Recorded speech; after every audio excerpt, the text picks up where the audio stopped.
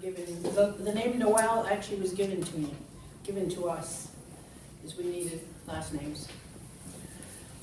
Over all the years of working in many other fields, eventually I became an artist. I think I've done it all my life. Went into art in 1980. And at that time, I had the opportunity to finally use my correct name. So you'll see in all of my art the name Ioyan Mani, and that is my correct name. I'm from the Sioux tribe, which is North and South Dakota. I was born in Canada, so I'm not really, ironically, I don't even have a Canadian status. So I think I'm a refugee to Canada, which sounds weird, but how it is. My people were the ones who, in North Dakota, you probably heard all over the last few months, the whole oil, remember the pipeline that they were trying to put through a river? Those are my people. There are very few Sioux in Canada. Sitting Bull came to Canada twice. And the second time, some of the people stayed in Canada. And that's how I ended up being here. I was born in Canada, in southwestern Manitoba. I moved to Ontario when I was 18 and worked for lawyers for many, many years in Toronto. And did many, many other things. The theater people I'm interested in because I was involved in designing for the CBC productions of the National Aboriginal Achievement Awards. Also for a native ballet, the first of its kind that was ever performed in Canada. So I had the opportunity to design for that as well. Now, the whole concept of this actually is to do a mural, isn't it? And on the hall. Have you discussed it all previous to my This is kind of our first time actually getting together as a group. Time? Yeah. Okay, does anybody have ideas on what they think should be there? I mean, I'll give you mine too, but does anybody have any ideas? Where did this first come up? What was the discussion? In my head. Oh, it was your idea. Okay. All right. I think one of the things, personally, as an individual, I've been an artist till today. I have shows all over Canada, and I design many things. You see art cards. I brought in, I couldn't bring in paintings. There's just too many things I have to carry. I mean, I only live up on the hill, but still there's a lot of stuff. So what I did was I brought a lot of loose leaf binders for people to look at, and you'll have an idea of what it is I do. I paint what I believe exists in the world, and there are common things, parallels that exist in all cultures. Love, everyday things. I paint, that's what I paint. So it's actually acknowledged all over the world, which is great for that matter. And I especially paint women, because that I know the best. One of the current projects that I'm working on is, I did the design, which you'll probably see everywhere. It's actually a painting that I created for the missing and murdered women, Aboriginal women of Canada. The original hangs in the Museum of Civilization in, is it Hull? They call it Gatineau now, I believe. Sorry, my nose is running. And initially my concept about that was that I was going to create an image that would help in the awareness so everybody in the public would know what was really going on. Excuse me. And so there are two companies who create product for me. Canadian Art Prints, and out of Vancouver, who are the art cards, and a company in Toronto called Oscardo, and you probably have seen scarves, mugs, whatever. So my idea was to create an image that could be used on product, and I would donate all my royalties to the cause. Because our previous Prime Minister made a statement, and he said that the missing women was not high on his radar. Imagine 1,200 women missing was not high on his radar. So that's what prompted me to work on this image. Now, initially when I created it, I wasn't sure whether, I said, so there'd be some royalties. And in fact, what has happened now is the image is creating a huge amount of royalties. So I'm able to send them like 8,000 every 3 months that image has brought about. So I'm very pleased with it. It's helping with the cause. Does anybody know about the cause? You must have heard about it in the news. There are 1,800 missing and murdered Aboriginal women in Canada, all across Canada. Some of you probably, it's been everywhere in the media. I heard most of it, but not all of it. Sorry, About it. you can't ignore it because it's everywhere now. And the Amnesty International loved them a lot. Used the image for the one of their web pages, so they've helped out as well. Now, what I do is a lot of my work. I try and do images that would help in causes. You know, there's another one. It's Doctors Without Borders. There's another organization. I help with royalties, and the Canadian Wildlife Association, as it has to do with polar bears. Now you'll see.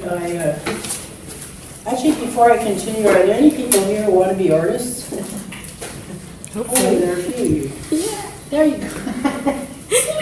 Anyway, that's the image for the polar bears. So I create images to help out with causes. Now, being an artist is not to get out there. My first show was in 1980, so now finally it's making sense. So it takes a bit of time. But if you believe in yourself and are true to what you're painting and what you're about, you should do well. And the other thing I tell young students is one day you may be a famous artist. When you are that, in any field you go into, at some point in your life you may be out there and the world knows about you. At that time you can make changes. Because people listen to you then. And so you've got their attention. So help make changes. And that's kind of where into what I'd like to see this mural about, is change. That we should all now start getting along, right? Understanding each other.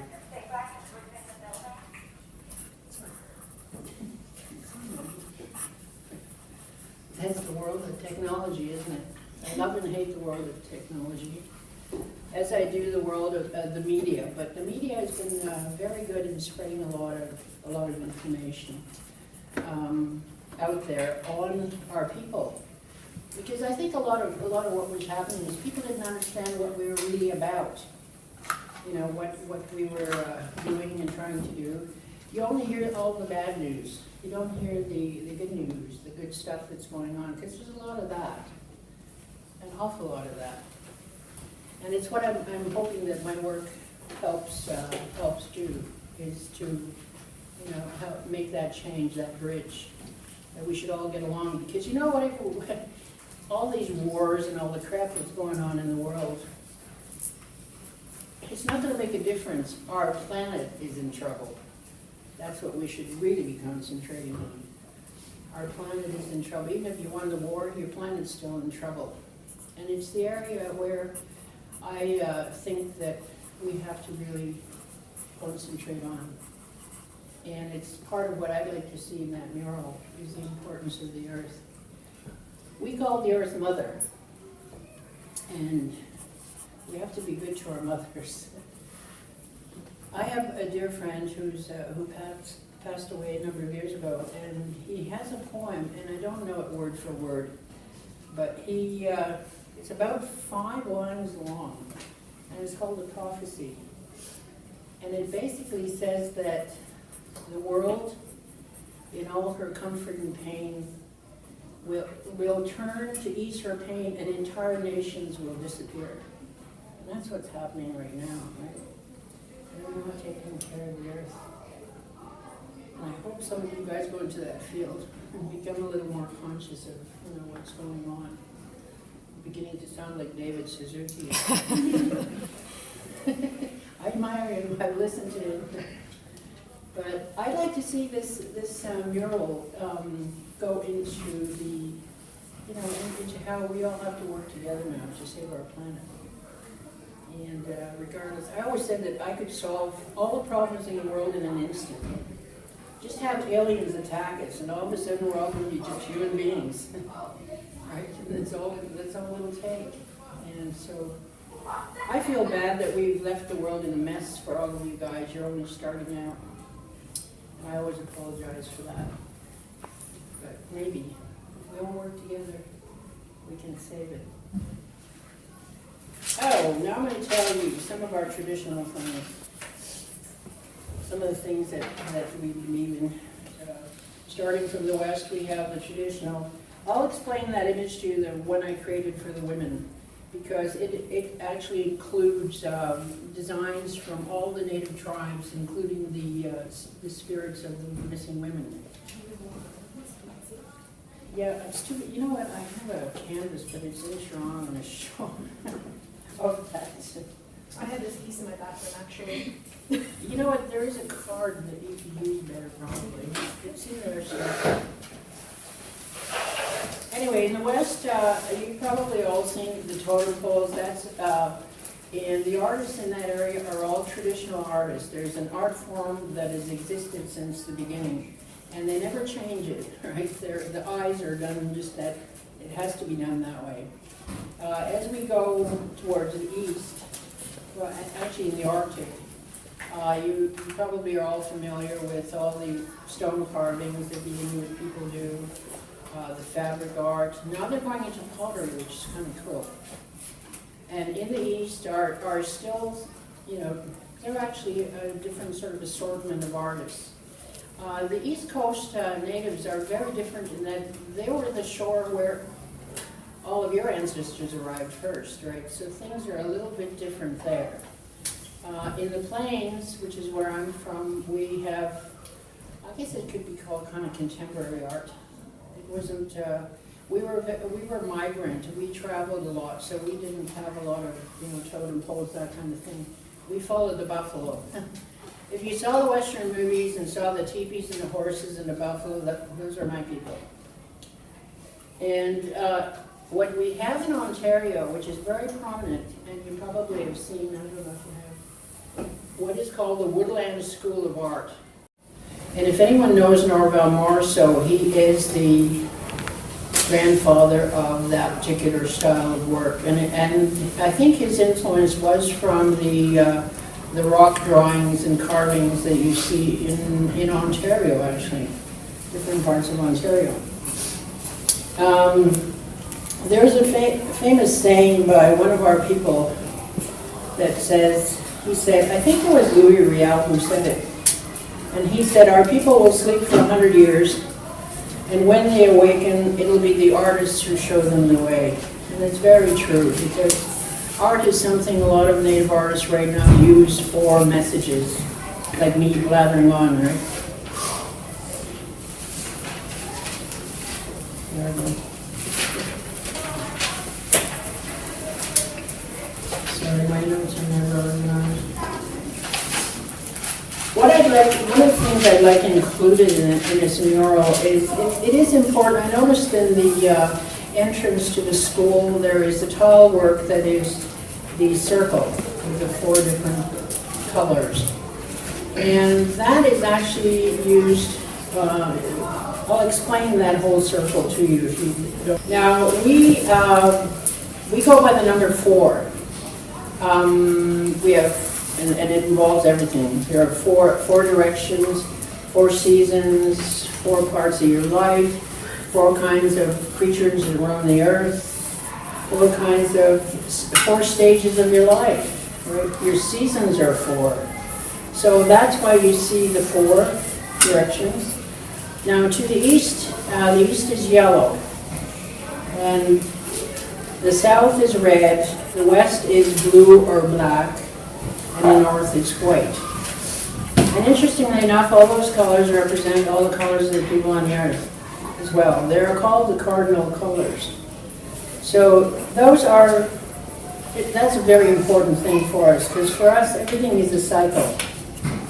We believe that, you know, when you go to that other place, that you have the ability to come back. We do believe that.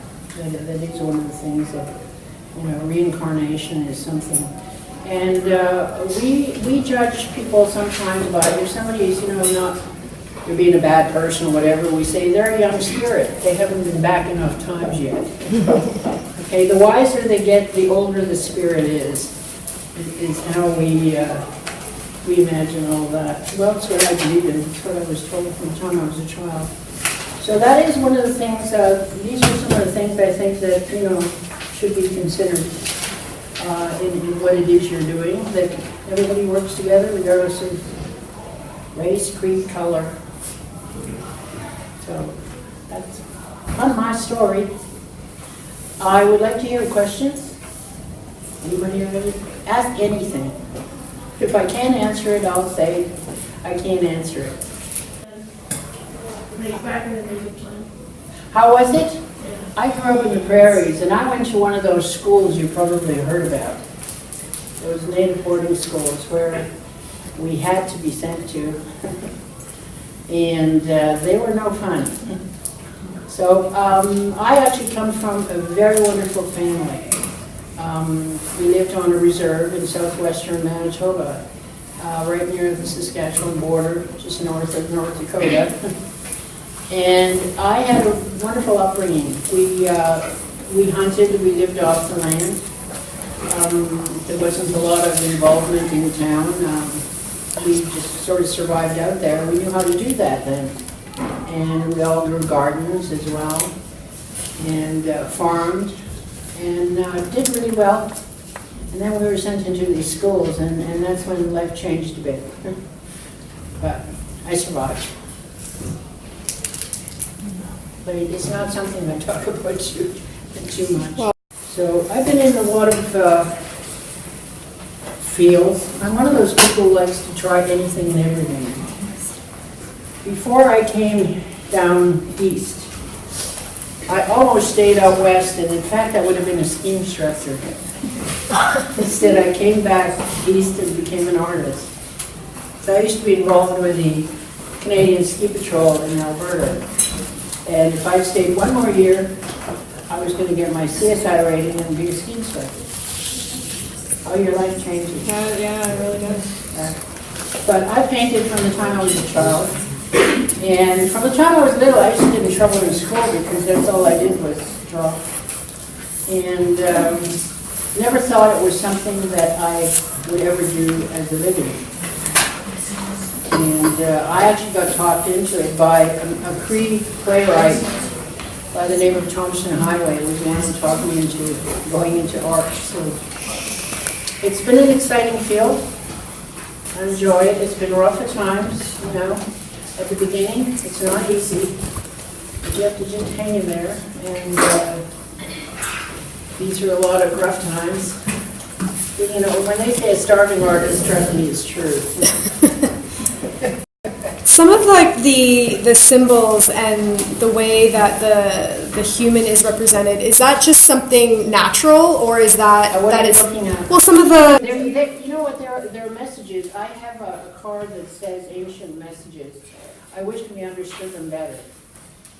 They're obviously How is Indonesian. that passed on? Is it just It's rather hard. Some are kind of obvious to read, and there are tribes who are not so migratory as we were would know what those were. Because there are the petroglyphs near Peterborough as well, but they know what those are. The local tribes in that area know what those are. We didn't so much. We actually don't even have a written language. We didn't have a written or anything. It was all oral. Our stories were oral because we traveled very lately. Those are my people. The people of Ontario, especially around Brantford, Six Nations now, they know all their stuff.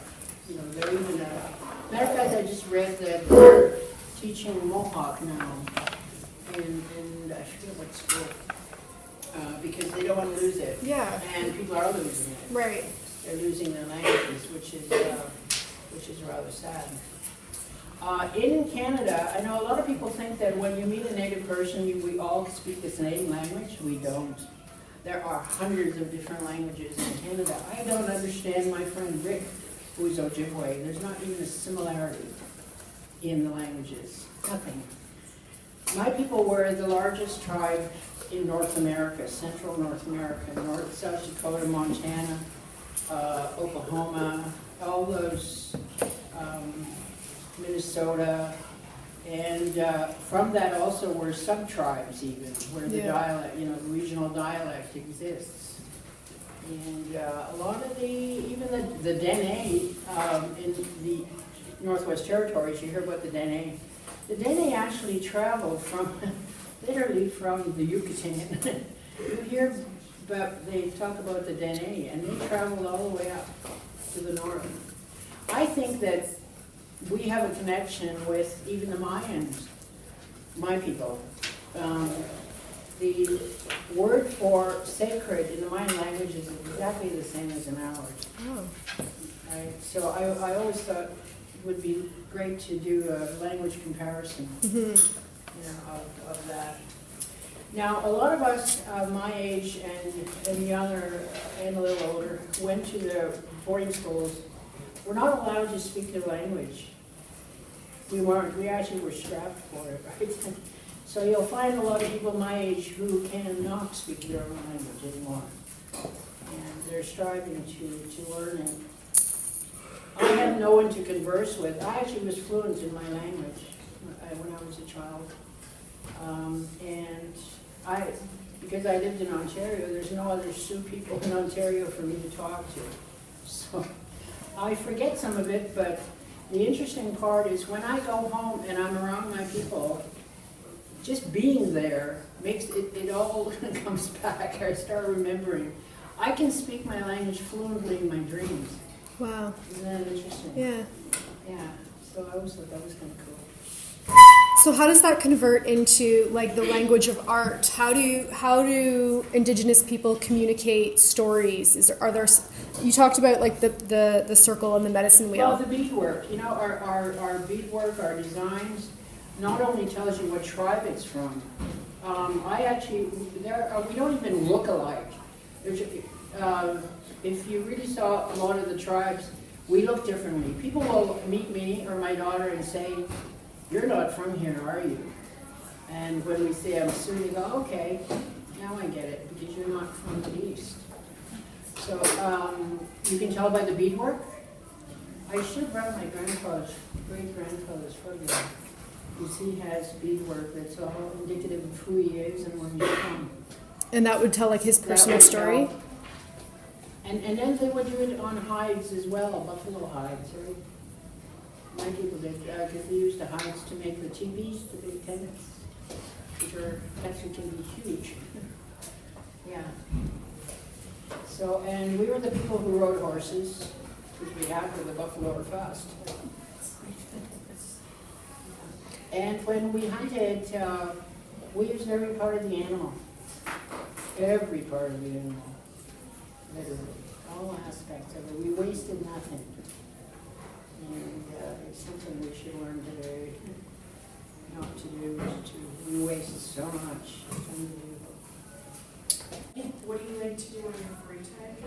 In your free time, what do you In my like to do? free time, I never have any. I'm always somewhere doing something. I'm like here, right, today. Last week I was I have to curate a show at the Woodstock Art Gallery. On Tuesday I have to be in Ottawa for a Native Women's Association huge event. I'm supposed to be retired. I'm 71 years old. I should be retired, and I'm getting busier by the day. So, yeah. And I like doing this because I like spreading the word. Telling people what we're really about, what I am, what we are. We're like just like you. Just a little grammar. The color you try and get in the summertime when you lay on the beach. That's me. I don't have to lie on the beach. So, any other questions? Yes? How long does it usually take you to make pieces? It depends how excited I am. Painting is, because I paint, I can do little ones. I can do huge canvases as well. I've done giant ones. Those take me a long time. If I'm really excited about a painting, it could take like 2 days. So, yeah. And then I don't like being interrupted, because then you paint nonstop. Or if a friend comes along, you want to go out for a beer or whatever, and I go, okay, I'm coming. No, I'm no different than anybody that way. Or anything. My images are used a lot in a lot of book illustrations, and I couldn't bring all those books. I have to back up the truck. Because I paint women, which I know the best,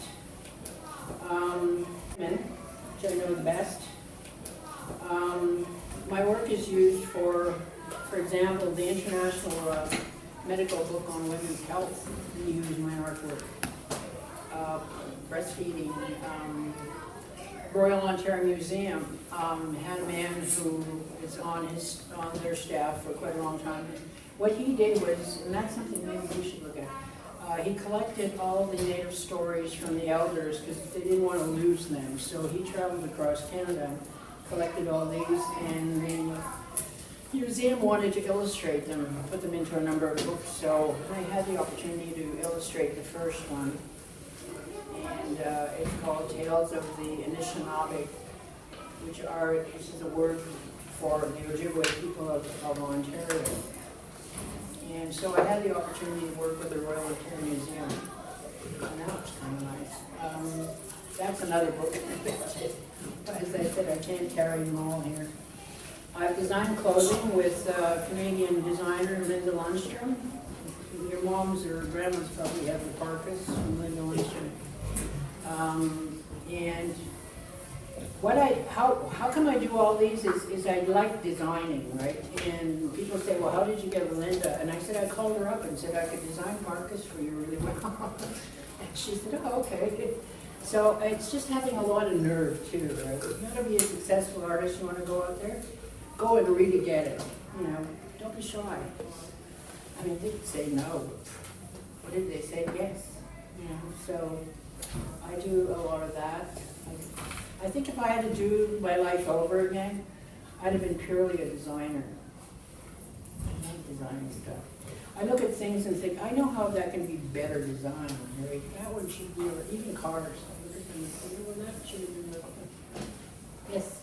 Can you talk about like your artistic training?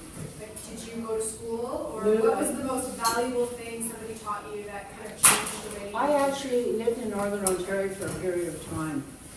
There are other things I did besides being an artist. I used to work for lawyers, as I told you. The last lawyer I worked for was a brilliant criminal lawyer in Northern Ontario.